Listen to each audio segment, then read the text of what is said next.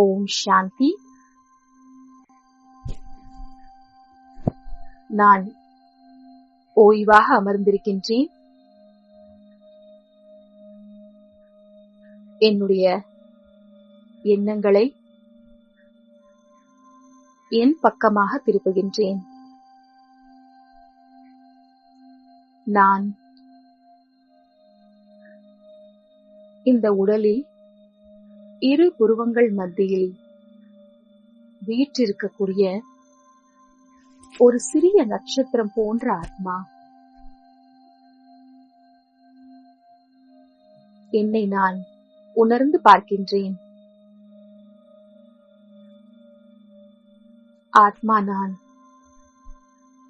என்னுள் இருக்கக்கூடிய அமைதியை உணர்கின்றேன்.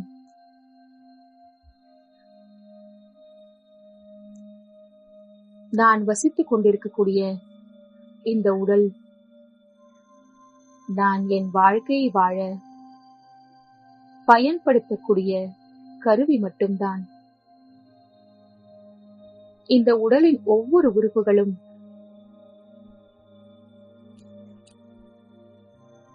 நான் செயல்படுத்துவதற்காக எனக்கு கிடைத்திருக்கிறது. நான் வேறு, இந்த உடல் வேறு. நான் இந்த உடலிலிருந்து தனிப்பட்ட ஆத்மா.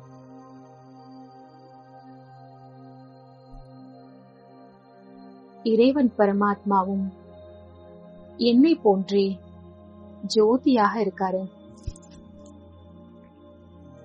மேலே இருக்கக்கூடிய பரந்தாமத்தில் நிரந்தரமாக வீற்றிருக்காரு.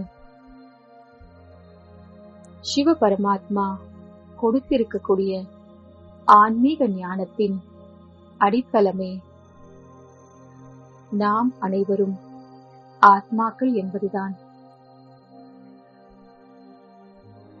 ஆத்மா அழிவற்றது, நிரந்தரமானது.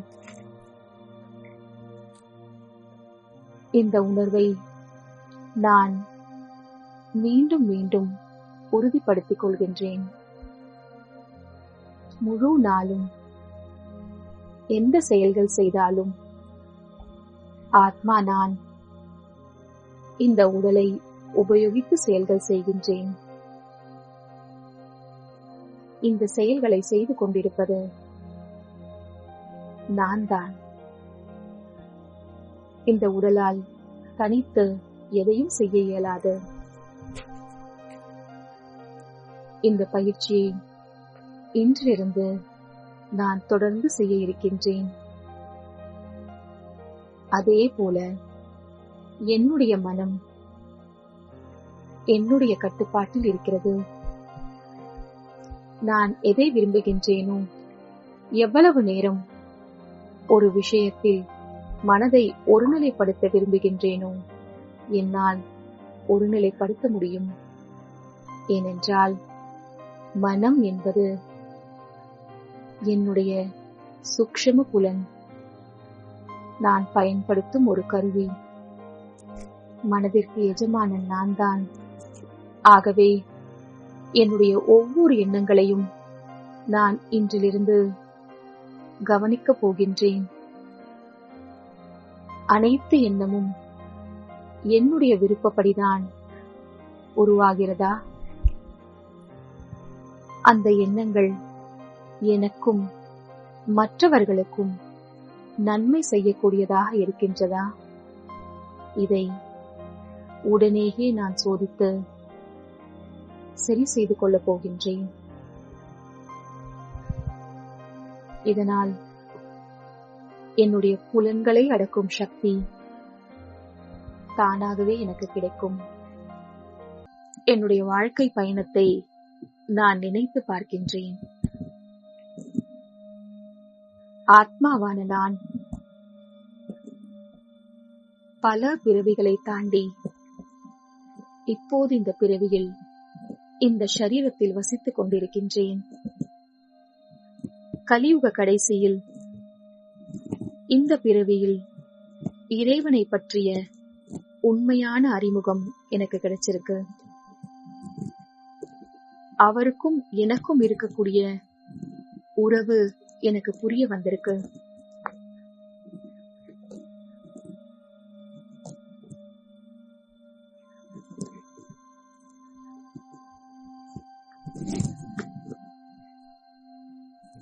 இறைவன் இந்த கல்பத்தின் கடைசி சமயமான சங்கம யுகத்தில் அன்போடு அழைச்சிட்டு வந்திருக்காரு. சங்கம யுகம் இறைவனை ஆத்மா சந்திக்கக்கூடிய யுகம். நான் மனதால அவரை நினைக்கிறேன், சந்திக்கிறேன். இந்த சமயம் மிகவும் மகத்துவம் வாய்ந்த சமயம். இந்த நேரத்தில் நான் பல பிறவிகளாக தெரிந்தோ தெரியாமலோ சேர்த்த அனைத்து பாவங்களும் நீங்க இறைவன் எனக்கு வழி சொல்லியிருக்காரு. அவரை மனதால் நினைப்பதுதான் அதற்கான ஒரே வழி. சிவன் என்னுடைய அப்பா, நான் அவருடைய குழந்தை. குழந்தை அப்பாவை நினைப்பது மிகவும் சுலபமான வேலைதான். இந்த சுலபமான முறையின் மூலம் அவரை நினைத்து நினைத்து மெதுமெதுவாக என்னுடைய அனைத்து கர்ம கணக்கையும் நான் முடித்து விடுவேன். நான் தூய்மையான ஆத்மாவாக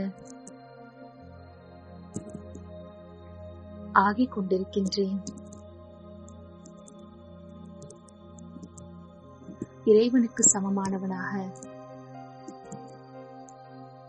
என்னுடைய வாழ்க்கை பயணத்தை திருப்தியானதாக ஆக்கிக் கொண்டிருக்கின்றேன். என்னுடைய எதிர்கால பயணமும் அடுத்து வரக்கூடிய பிறவிகளும் மிகவும் மகிழ்ச்சிகரமானதாக, எனக்கு பிடித்தமானதாக அமையப் போகிறது. அதனால் நான் எந்த செயல்கள் செய்தாலும் இறைவனை என் துணைவனாக வைத்துக் கொண்டு அவரோடு சேர்ந்தே அந்த செயல்களை செய்வேன். இதன் மூலமாக நான் எந்த நேரமும் என்னுடைய வாழ்க்கை பயணம் முடிந்தாலும் சரி, அடுத்த பயணத்திற்காக தயாராக இருப்பேன். இறைவன் பொறுமை கடலாக இருக்கின்றார். அவருடைய குழந்தை நான். பொறுமையான ஆத்மா. என்னை சுற்றி இருக்கக்கூடிய சூழ்நிலை, என்னோடு இருக்கக்கூடிய மனிதர்கள் எனக்கு சாதகமாக இல்லை என்றாலும் அவர்களுடைய சூழலை நான் புரிந்து கொள்கின்றேன். அந்த ஆத்மாக்களும் பல பிறவிகளை தாண்டி வெவ்வேறு விதமான பிரச்சனைகளை, துக்கத்தை அனுபவித்து இந்த பிறவியில் இருக்கின்றனர். இந்த தருணத்தில் அவர்களுடைய உணர்வை நான் புரிந்து கொள்கின்றேன். அவர்களிடம் எனக்கு எந்த எதிர்பார்ப்பும் இல்லை.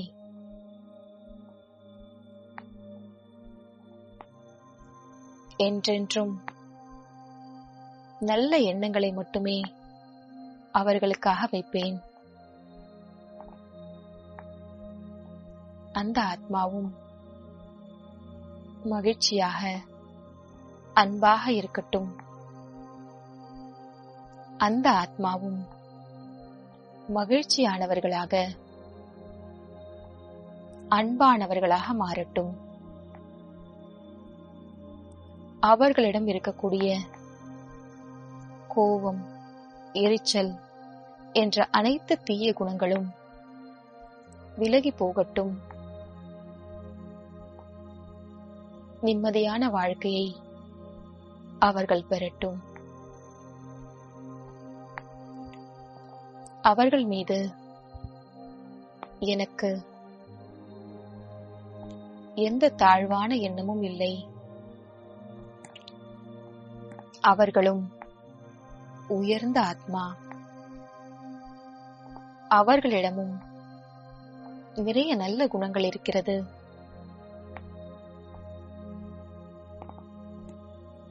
இன்றிலிருந்து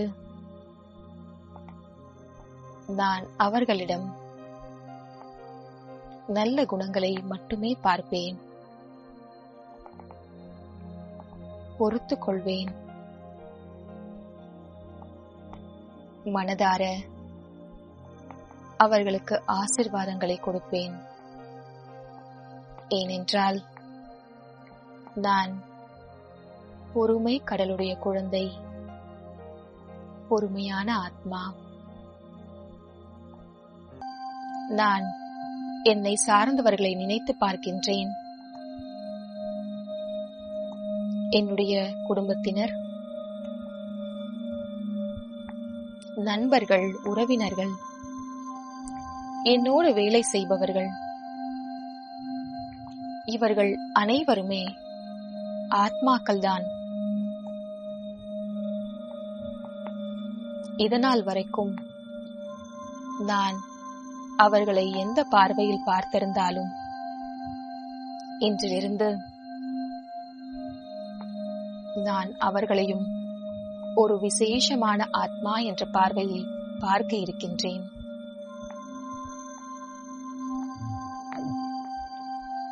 ஒவ்வொரு ஆத்மாவிடமும் அவசியம் விசேஷ தன்மைகள் இருக்கிறது.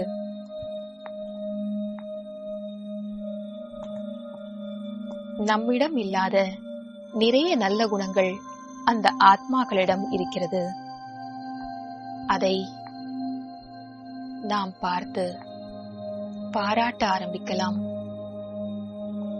அவர்கள் செய்யும் செயல் சின்னதாக இருந்தாலும் பெரிய செயலாக இருந்தாலும்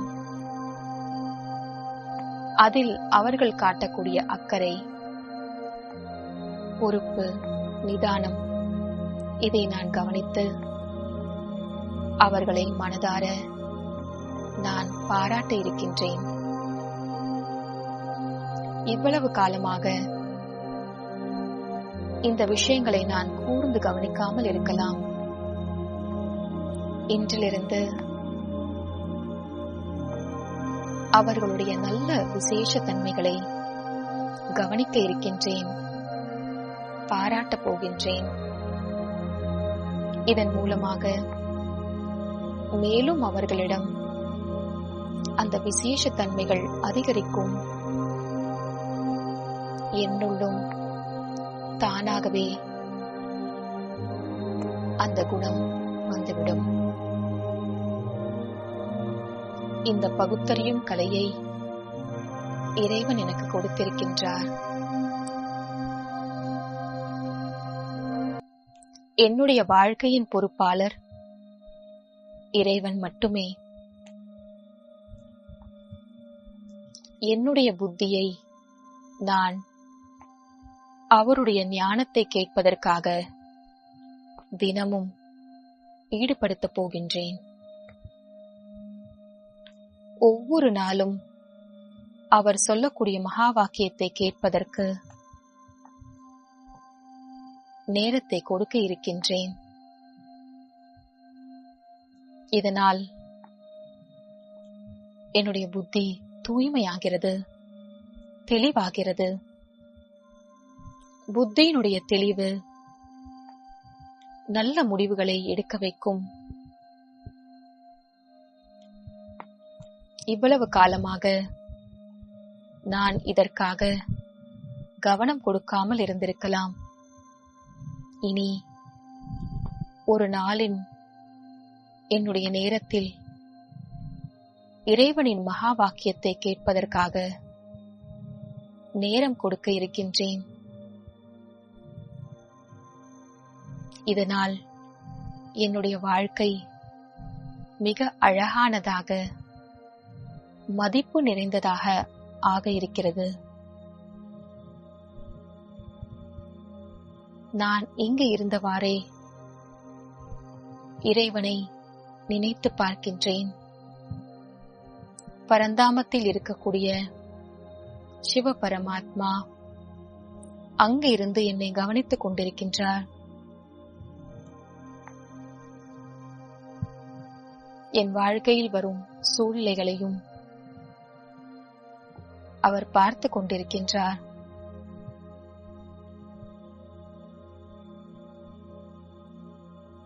நான் எப்போதும் அவரை துணையாக வைத்துக் கொள்ளும் போது எப்படிப்பட்ட சூழ்நிலையானாலும் பிரச்சனையானாலும் அதை என்னால் புரிந்து கொண்டு சுலபமாக கடந்து வர முடியும். அவர் நிரந்தரமாக பரந்தாமத்தில் இருந்தாலும் அவருடைய சக்தி, அவருடைய துணை என்றென்றும் என்னோடு இருக்கின்றது. அவர் மேலே இருந்தாலும் என்னை கவனித்துக் கொண்டிருக்கின்றார், என்னை பாதுகாத்துக் கொண்டிருக்கின்றார். இதை என்னால் உணர முடிகிறது. இது என்னை சரியான முடிவுகளை எடுக்க வைக்கின்றது.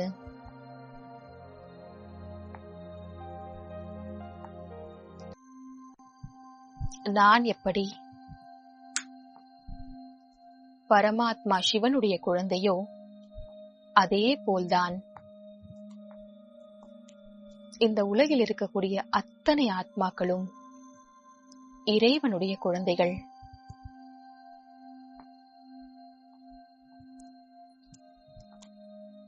நாம் அனைவரும் ஒரே குடும்பத்தை சேர்ந்தவர்கள்.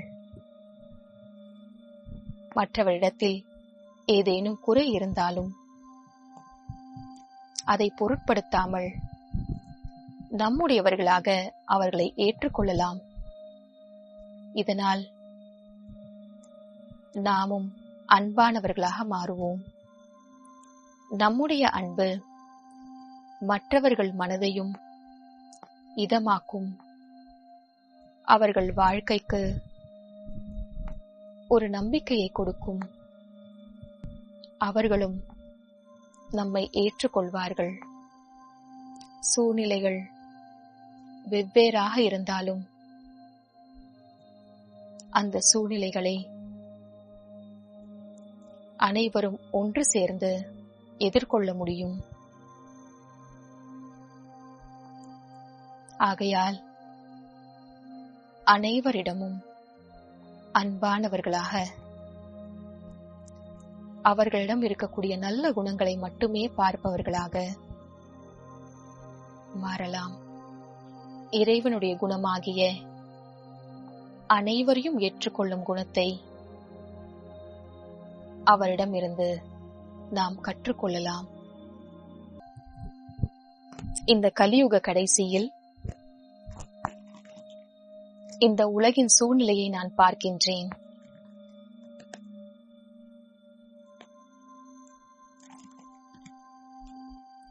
பலவிதமான எதிர்பார்க்காத ஆபத்துகள் வந்த வண்ணம் இருக்கின்றது. இங்கு நடந்து கொண்டிருக்கக்கூடிய ஒவ்வொன்றுமே பெரிய நல்ல மாற்றத்திற்காக தான் நடந்து கொண்டிருக்கிறது. கூடிய விரைவில் இந்த உலகம் ஸ்வர்க்கமாக, சத்யுகமாக மாற இருக்கிறது. ஆகையால் இந்த மாற்றத்தை நாம் ஏற்றுக்கொள்வோம். இறைவனின் துணையோடு அவரோடே பயணித்து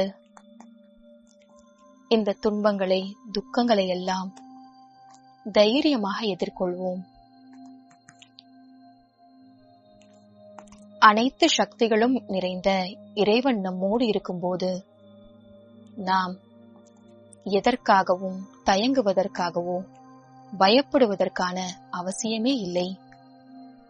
இறைவன் என்னுடைய துணைவன், என்னுடைய நண்பன் எனக்காகவே இந்த பூமியில் அவதரித்திருக்கின்றார்.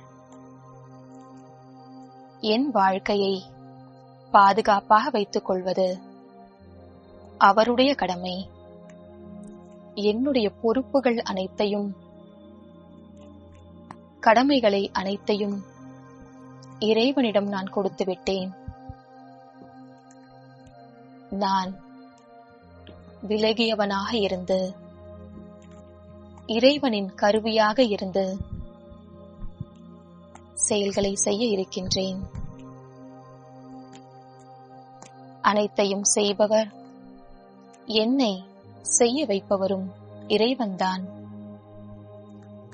நான் வெறும் கருவி மட்டும்தான். நான் பரமாத்ம சிவ தந்தையின் குழந்தை. சிவன் என்றாலே நன்மை செய்பவர், கல்யாணக்காரி. அவருடைய குழந்தை நானும் கூட நன்மை செய்பவன்தான். அனைவருக்காகவும் என்னால் ஆன உதவியை எண்ணங்கள் மூலமாகவும், வார்த்தைகள் மூலமாகவும், செயல்கள் மூலமாகவும் செய்வேன். இது சிவனுடைய சக்தியாகிய என்னுடைய கடமை.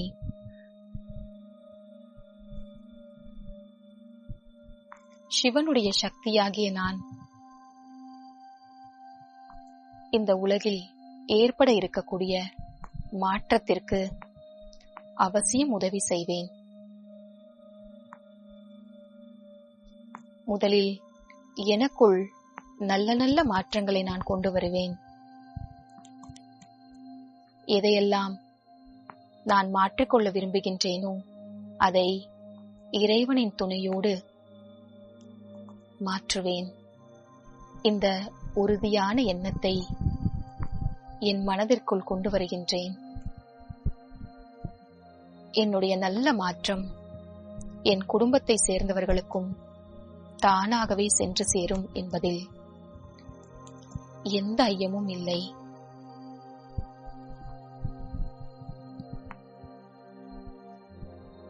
ஓம் சாந்தி.